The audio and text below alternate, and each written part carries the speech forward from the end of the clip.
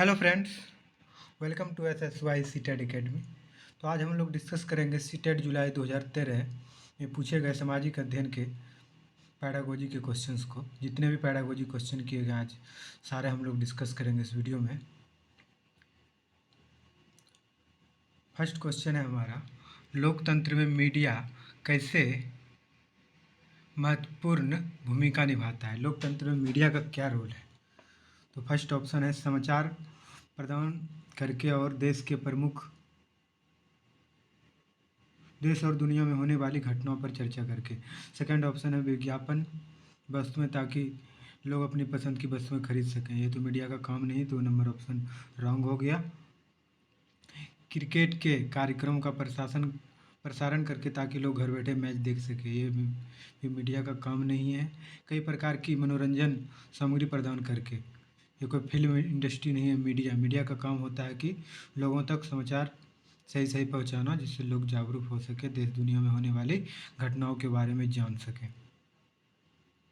इसलिए 1 नंबर आपका ऑप्शन ये सही हो जाएगा। चलते हैं नेक्स्ट क्वेश्चन पे।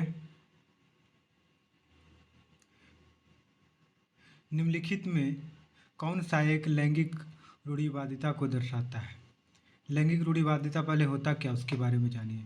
जैसे लड़का लड़की में भेदभाव होता है, मतलब लड़की को बोलता है लड़की हो तुम घर का काम करो, तुम्हारा काम पढ़ना नहीं है लिखना नहीं है। लड़की को पैर का जूती समझता है। बहुत जगह होता है लड़का से भी भेदभाव होता है। काला गोला जो ब्लैक वाइट में भेदभाव होता है। बहुत तरह का भेदभाव है। गांधी जी के साथ भेदभाव हुआ था, काला गोरा होने के कारण उसको ट्रेन से फेंक दिया गया था। उसी तरह से भेदभाव होता है। लैंगिक भेदभाव एक टाइप का है कि मतलब लिंग के आधार पर भेदभाव जिसमें किया जाता है। तो मतलब लड़की हो तुम्हारा काम पढ़ना लिखना नहीं है, तुम घर का काम करने के लिए ही बनी हो, इस टाइप का भेदभाव लैंगिक रूढ़िवादिता है। मतलब एक लिंग को ज़्यादा सपोर्ट करना वो लैंगिक रूढ़िवादिता है। इन दोनों को समान अवसर मिलना चाहिए, समता का अधिकार दोनों को मिलना चाहिए। तो फर्स्ट ऑप्शन है लड़कियां लड़कों से ज़्यादा प्रतिभावान होती है। मतलब हो सकता है, ऐसा कुछ नहीं है, ये ऑप्शन उतना गलत नहीं है। लड़कियां केवल घरेलू काम काज कर सकती है, केवल घरेलू काम काज सकती है, और लड़की कुछ नहीं कर सकती है, इसलिए ये ऑप्शन गलत है। और ऑप्शन आप लोग देख सकते हैं यहाँ पे क्या है, लड़कियां हर तरह के काम कर सकती है जो एक लड़का कर सकता है। सही बात है, लड़कियों को लड़कों के समान अवसर मिलना चाहिए, लेकिन यहाँ पे गलत ऑप्शन खोज रहा है। लैंगिक रूढ़िवादिता ऑप्शन नंबर 2 दर्शा रहा है, इसलिए आपका ऑप्शन नंबर 2 सही हो गया। थर्ड ऑप्शन, मुख्यमंत्री कैसे चुना जाता है?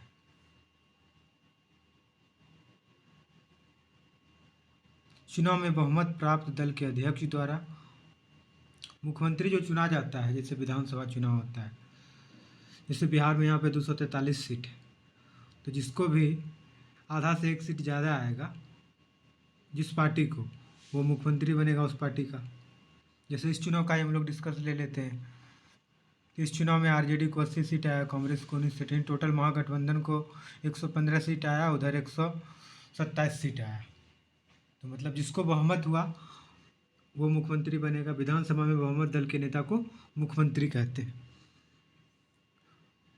मुख्यमंत्री चुनने के लिए ऑप्शन में चुनाव में बहुमत प्राप्त करने वाले दल का अध्यक्ष नहीं चुन सकता, दल का विधायक अपना विधायक दल का नेता चुनेगा, वो मुख्यमंत्री बनेगा। भारत का राष्ट्रपति और प्रधानमंत्री के सलाह पे मुख्यमंत्री नियुक्त नहीं होता। राज्यपाल की सिफारिश पर भारत के राष्ट्रपति द्वारा नहीं, मुख्यमंत्री का नियुक्ति राष्ट्रपति करता है, राज्यपाल की सिफारिश पे नहीं। ऑप्शन नंबर 2 आपका सही हो जाएगा। चुनाव में बहुमत प्राप्त दल के विधायकों के द्वारा अपना बहुमत दल का नेता चुनता है, नेता सदन ही मुख्यमंत्री कहलाता है। ऑप्शन नंबर 2 ये सही हो गया। एनसीएफ 2005 के अनुसार सामाजिक विज्ञान में शिक्षा का उद्देश्य छात्र को डैश सक्षम बनाना होना चाहिए। मतलब एनसीएफ 2005 का उद्देश्य क्या होना चाहिए?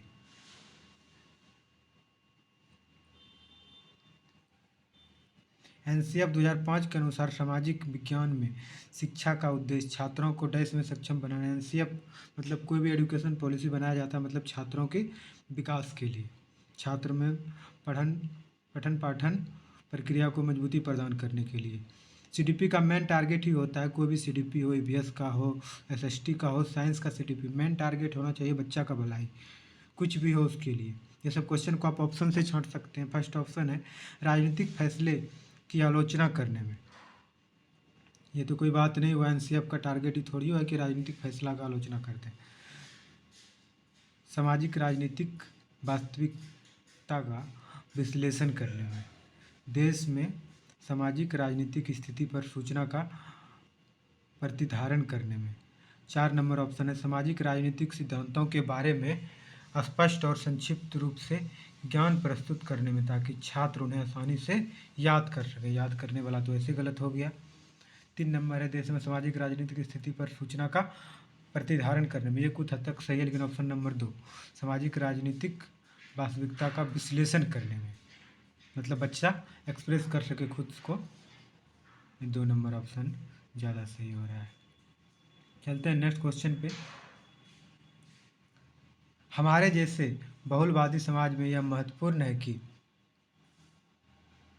पाठ्य पुस्तकें ऐसी हो, किताब कैसा होना चाहिए, एसएसटी का किताब हो या किसी का भी किताब हो, किताब ऐसा होना चाहिए जो कि हर एक के लिए सुलभ हो, हर एक को समान अवसर दे और हर एक को समझ में आए। क्या भारत बहुलता का देश है, यहाँ हिंदू मुस्लिम सिख ईसाई अलग अलग धर्म के लोग रहते हैं, अलग अलग कपड़े पहनते हैं, अलग अलग सबकी भाषा है, तो सबको फोकस करके किताब बनाना चाहिए, तब तो समावेशी शिक्षा का लक्ष्य पूरा हो सकेगा। तो ऑप्शन नंबर 3 यहाँ पे सही हो जाएगा, सभी क्षेत्र और सामाजिक समूह उनसे प्रभावित हो सके। चलते हैं नेक्स्ट क्वेश्चन पे।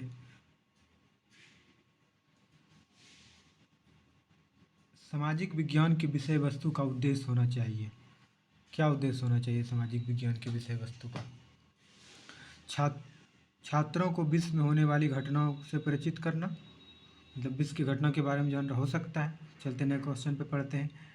परिचित सामाजिक वास्तविकता की गहन खोज और पूछताछ के माध्यम से छात्रों में जागरूकता बढ़ाना, मतलब 1 से 8 तक का बच्चा है, बच्चा को मतलब पूछताछ इंक्वायरी करें, कुछ खुद से सीखेगा, खुद से जानेगा, तो वो ज़्यादा सही है।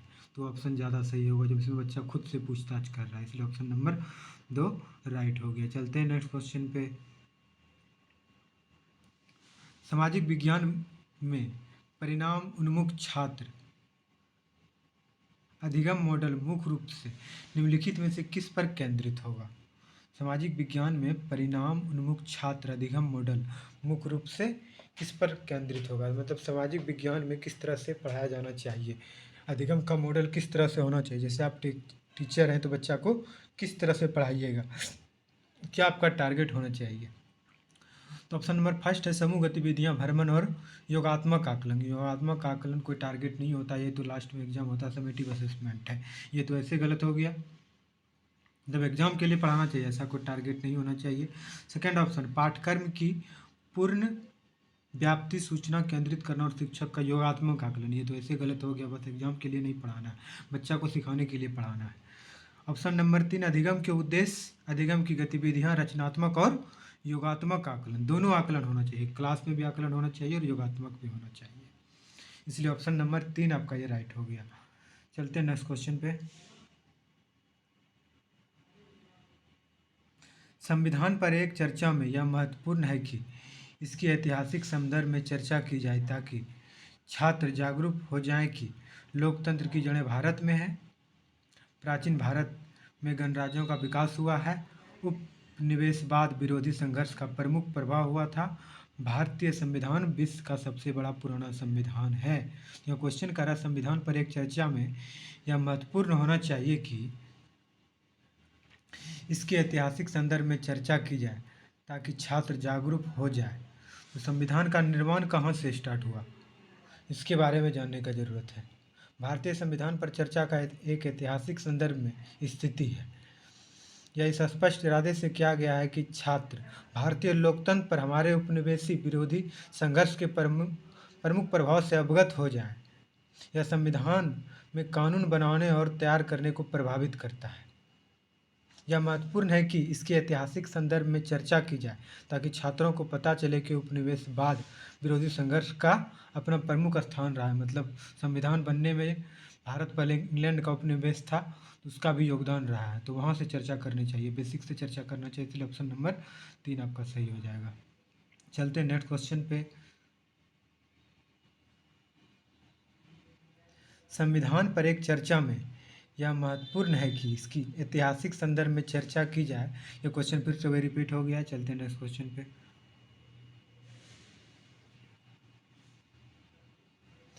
एक सामाजिक विज्ञान शिक्षक को प्रभावी होने के लिए निम्नलिखित में से कौन सी विधि अपनानी चाहिए? मतलब एक अच्छा टीचर बनने के लिए आप में क्या गुण होना, जैसे मान लीजिए आप एक 6 to 8 क्लास के एसएसटी के टीचर हैं, सामाजिक विज्ञान के टीचर हैं, तो आप में क्या क्या गुण होने चाहिए जिससे आप स्टूडेंट को अच्छा से पढ़ा सकें, अच्छा टीचर के रूप में आप आइडेंटिफाई हो सकें।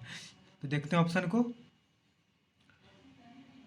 विचारोत्तेजक और रोचक गतिविधियों द्वारा छात्रों की संलग्नता में वृद्धि करनी चाहिए, मतलब एक्टिविटी के माध्यम से पढ़ा रहे हैं, अपना विचार व्यक्त कर रहे हैं। सही ऑप्शन। प्रत्येक सोमवार को परीक्षा लेकर, ये तो मतलब ज़्यादा इंपॉर्टेंट नहीं, सोमवार को परीक्षा लेने से आप आइडियल टीचर नहीं हो जाएंगे। मंद गति से सीखने वाले शिक्षार्थियों के आत्मविश्वास में वृद्धि के लिए नए तरीकों से ग्रेड पुरस्कार देना, इसे गलत है। 4 नंबर, घर पर किए जाने वाले प्रोजेक्ट देने चाहिए ताकि माता पिता अपने बच्चे की पढ़ाई में सम्मिलित हो सकें, ये बिल्कुल गलत है। एक अच्छा टीचर होने के लिए आपका विचार स्पष्ट होना चाहिए, रोचक गतिविधि एक्टिविटी के माध्यम से बच्चे को पढ़ाइएगा। 1 नंबर ऑप्शन आपका ये सही हो गया। चलते हैं नेक्स्ट क्वेश्चन पे।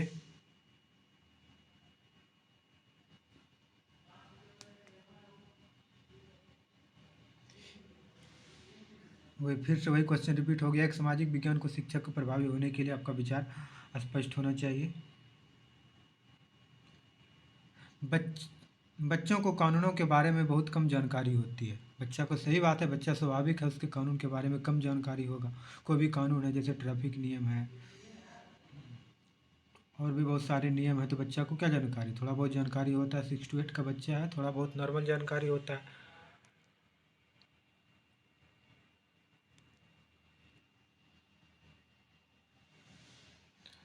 तो बच्चों को कानूनों के बारे में बहुत कम जानकारी होती है, इसलिए कानूनों पर चर्चा करते समय यह महत्वपूर्ण है कि, तो एक टीचर के रूप में चर्चा करते समय बच्चा को कैसे सिखाइएगा आप? कानूनों के सभी पहलुओं को बहुत स्पष्ट रूप से समझाना चाहिए। सही बात है, समझाएंगे। ऑप्शन नंबर 2 भी देख लेते हैं। परिचित संदर्भ में अधिक से अधिक उदाहरण देने चाहिए। बच्चा को मतलब उसकी मतलब जानकारी वाला सेक्टर से उदाहरण देना चाहिए, तो ज़्यादा मतलब कुछ जानकारी है उसको, उसके बाद पढ़ाइएगा जो उसमें ज़्यादा इंटरेस्ट ले बच्चा उस सेक्टर में। परिचित संदर्भ में अधिक से अधिक उसको डेली लाइफ से, मतलब कुछ भी पढ़ाना तो डेली लाइफ से रिलेट करके पढ़ाना, इसलिए ऑप्शन नंबर 2 राइट हो गया। चलते हैं नेक्स्ट क्वेश्चन पे।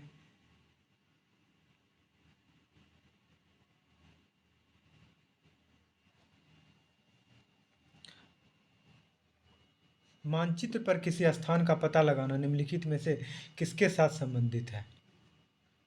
तो मानचित्र पर किसी स्थान का पता लगाने के लिए आपको ज्ञान, समझ, अनुप्रयोग, मानचित्रण कौशल का जानकारी आपको होना चाहिए। मानचित्र मतलब उस स्पेशल मानचित्र को रीडिंग करने में आपको जानकारी, मैंने मानचित्रण कौशल का आपको नॉलेज होना चाहिए। ऑप्शन नंबर 4 ही आपका सही हो गया। चलते हैं नेक्स्ट क्वेश्चन पे। निम्नलिखित में से किसके लिए एक घटनाक्रम सबसे अधिक उपयुक्त होगा?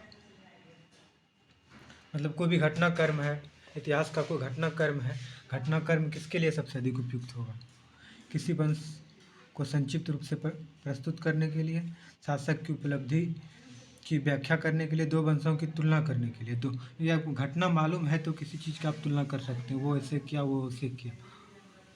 घटनाक्रम तुलना करने के लिए बेस्ट होता है। ऑप्शन नंबर 3 आपका ये राइट हो गया। चलते हैं नेक्स्ट क्वेश्चन पे।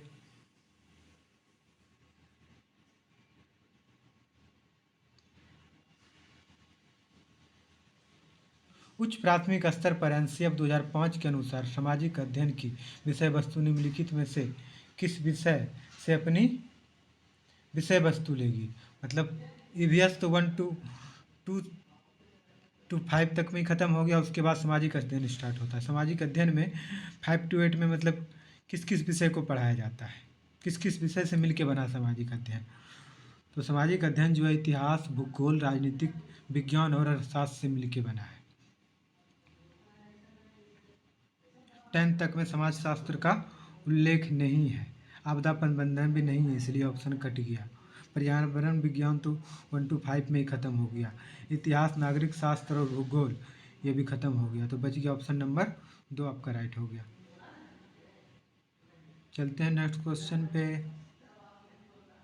सामाजिक विज्ञान की कक्षा के दौरान छात्र इस बात पर चर्चा करना शुरू कर देते हैं कि क्या उनके स्कूल के आसपास एक मोबाइल टावर स्थापित करने की अनुमति दी जानी चाहिए?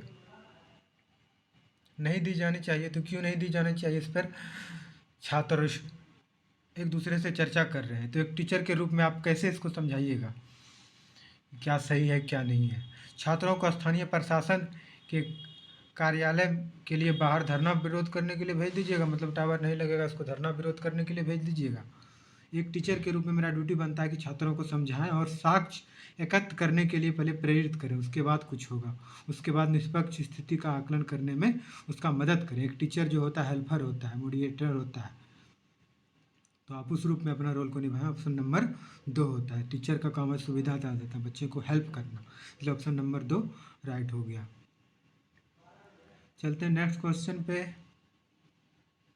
डैश को छोड़कर निम्नलिखित सभी सृजनात्मक चिंतन की विशेषता। डैश को छोड़कर मतलब और 3 को है सृजनात्मक चिंतन का क्वालिटी, मतलब 3 सही ऑप्शन है, एक गलत ऑप्शन है। तो गलत वाला को आपको ढूंढना है। तो गलत ढूंढना के लिए बस ऑप्शन से आपको छांट लेना है सब क्वेश्चन। अगर आपको आए ना आए फिर भी आप गलत को ऑप्शन के माध्यम से छांट सकते हैं। तो फर्स्ट ऑप्शन है हमेशा उत्पन्न समस्याओं के सही हल देने की क्षमता। हमेशा मतलब एनी टाइम, मतलब समस्या का हल देने का जरूरत नहीं। तो बच्चा कभी कभी खुद भी कर लेता है। बच्चा को मतलब मेनली पहले खुद से करने के लिए प्रोत्साहित करना चाहिए। इसलिए 1 नंबर ऑप्शन ये गलत हो गया और बाकी 3 ऑप्शन सही आप लोग देख सकते हैं। एक शिक्षक अपनी पाठ्य योजना के लिए निर्देशात्मक उद्देश्य लिखता है जिससे विद्यार्थी मौर्य वंश के पतन के कारण बता सकेंगे। यह निम्न में से किस उद्देश्य के अंतर्गत आएंगे? मतलब मौर्य वंश का पतन का कारण बताना है तो विद्यार्थी में मौर्य वंश का नॉलेज होना चाहिए। ज्ञान से काम नहीं चलना, उस पर कॉन्सेप्ट भी होना चाहिए। 1 to 8 तक का विद्यार्थी है तो उसमें कॉन्सेप्ट भी होना चाहिए। इसलिए ऑप्शन नंबर 2 आपका राइट हो गया। चलते नेक्स्ट क्वेश्चन पे।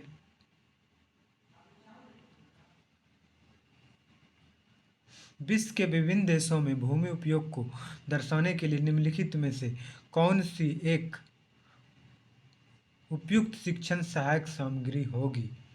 मतलब विश्व के विभिन्न देशों में भूमि उपयोग, मतलब अमेरिका में भूमि का उपयोग कैसे होता है, कौन कौन सा खेती होता है नहीं होता है, इंडिया में कैसे होता है, अफ्रीका में कैसे होता है, अपना बगल का पाकिस्तान में कैसे होता है, श्रीलंका में कैसे होता है। तो उसके लिए आप क्या कीजिएगा, तुलनात्मक चार्ट आपको बनाना पड़ेगा। मतलब 10 पॉइंट इसका लिखना पड़ेगा।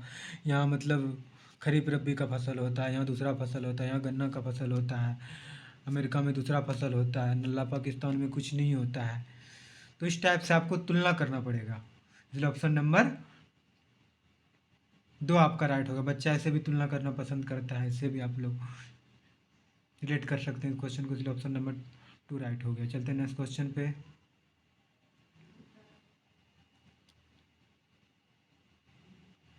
निगमन प्राप्त करने में व्यक्तिगत प्राथमिकताओं पर अवलोकन योग्य तथ्यों को महत्व देना कहलाता है। मतलब बच्चे का खुद का मतलब क्या सोचता नहीं सोचता है उसके बारे में पता करना है। निगमन प्राप्त करने के लिए व्यक्तिगत प्राथमिकता क्या होगा, मतलब कोई चीज़ का मतलब आपको सारांश निकालना है। अब ये कैसे हुआ तो उसके लिए आपको तर्क करना पड़ेगा। इसलिए ऑप्शन नंबर 1 आपका राइट हो गया। चलते नेक्स्ट क्वेश्चन पे।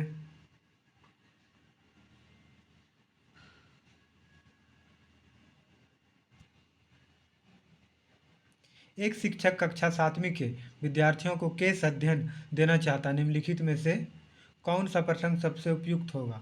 मतलब बच्चा को मतलब एक्टिविटी करने के लिए देना चाहिए। 6 to 8 तक का बच्चा आता, आप ही सोच लीजिए उसको क्या पसंद आएगा। भूकंप, भारत की प्रमुख फसलें, भारत में पाए जाने वाले खनिज, पृथ्वी की संरचना। सबसे ज़्यादा बच्चा भूकंप में इंटरेस्ट लेगा, इसलिए आप लोग उसको भूकंप दीजिएगा अगर ये चारों ऑप्शन रहे तो। इसलिए 1 नंबर ऑप्शन आपका सही हो गया। चलते हैं नेक्स्ट क्वेश्चन पे।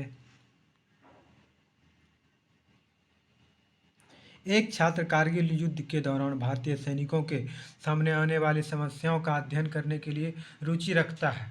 वह कारगिल युद्ध में भाग लेने वाले कई सैनिकों का साक्षात्कार लेती है। जो छात्रा है वो साक्षात इंटरव्यू लेती है। तो इन सैनिकों को डैश माना जाएगा। तो सैनिक कौन सा कैटेगरी का सैनिक हुआ? साक्षात्कार ले रही है, सैनिक को किस कैटेगरी में आप रख सकते हैं? सैनिक तो वहाँ पे खुद युद्ध लड़ रहा था, तो प्राथमिक स्रोत हो गया, प्राथमिक स्रोत तक वो पहुँच गया इंटरव्यू लेने के लिए, इसलिए 2 नंबर आपका ऑप्शन सही हो जाएगा। चलते नेक्स्ट क्वेश्चन पे।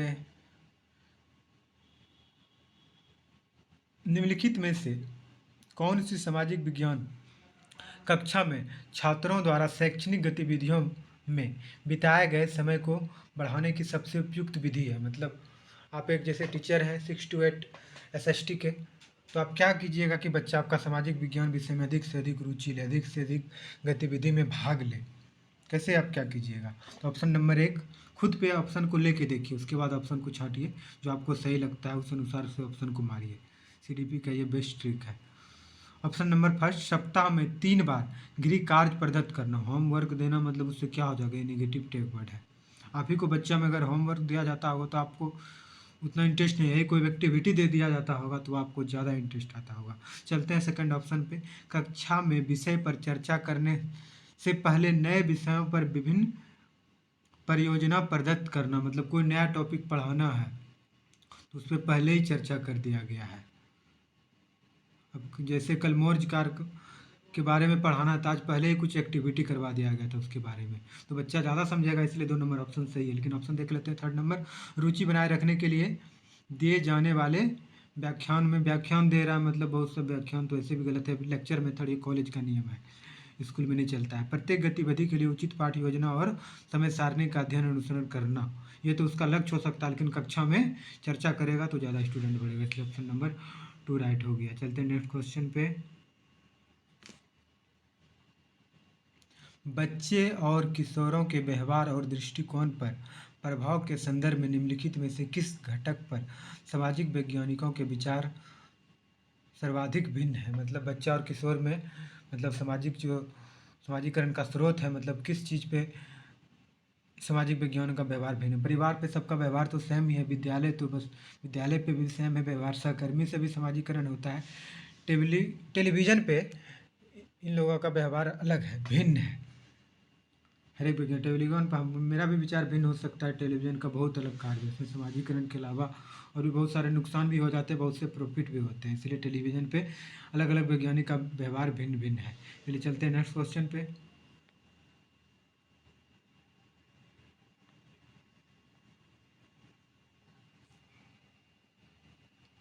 अक्सर सरकार उसके कामकाज पर चर्चा चरम विचारों को जन्म देती है, इसलिए शिक्षक को सरकार का कामकाज पर चर्चा करने के लिए शिक्षक को क्या करना चाहिए? सरकार का कामकाज है, जैसे कोई भी स्टेट में सरकार बनता है तो उसके कामकाज पर स्टूडेंट का ध्यान रहता है, मेरे लिए कोई पॉलिसी आ रहा है कि नहीं आ रहा है, तो सरकार के कामकाज पर स्टूडेंट का ध्यान रहता है। एक टीचर के रूप में आप कैसे स्टूडेंट को गाइड कीजिएगा?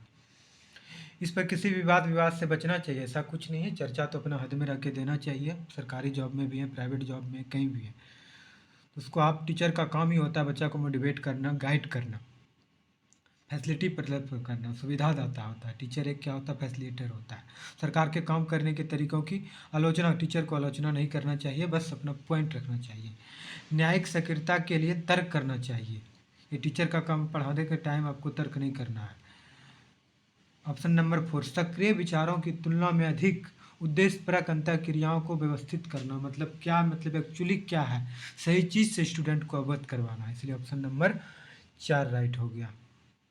चलते हैं नेक्स्ट क्वेश्चन पे।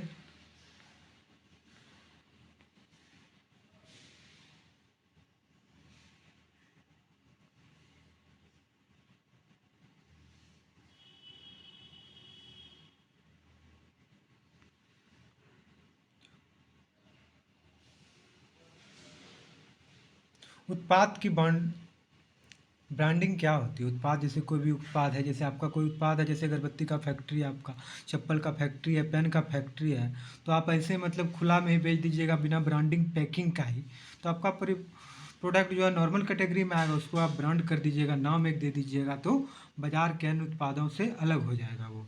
इसलिए ऑप्शन नंबर 2 आपका राइट हो जाएगा। चलते हैं नेक्स्ट क्वेश्चन पे।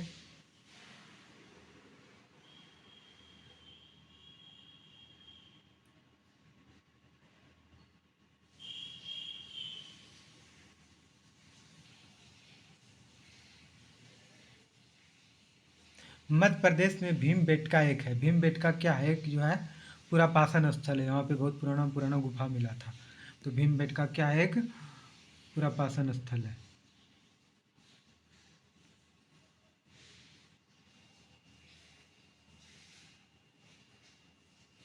आश्रय पट्टी शेल्टर बेल्ट किसकी एक विधि है? आश्रय पट्टी शेल्टर बेल्ट जो है एक मृदा संरक्षण की विधि है। यह खेतों को तेज हवाओं से बचाने के लिए खेत के किनारे में उगने के लिए लगाए गए पेड़ों की एक श्रृंखला है। मतलब हवा से बचाने के लिए किनारे में अलग अलग पौधा लगा दिया जाता है, झाड़ी लगा दिया जाता है। तटीय और शुष्क क्षेत्रों में मिट्टी के आवरण की रक्षा के लिए हवा की गति को रोकने के लिए पेड़ की कतार लगाया जाता है।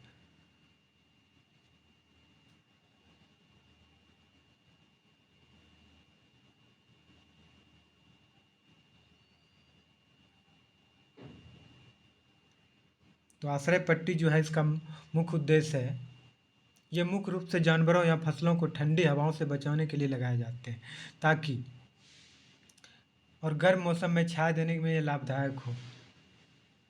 शेल्टर होम पेड़ों या झाड़ियों की एक ऐसी श्रृंखला है जो खेत से सटकर क्षैतिज रेखा में के रूप में उगाई जाती है। मतलब साइड से लगा दिया जाता है, जिससे मृदा का संरक्षण हो सके। इसलिए ऑप्शन 4 इसका सही हो जाता है।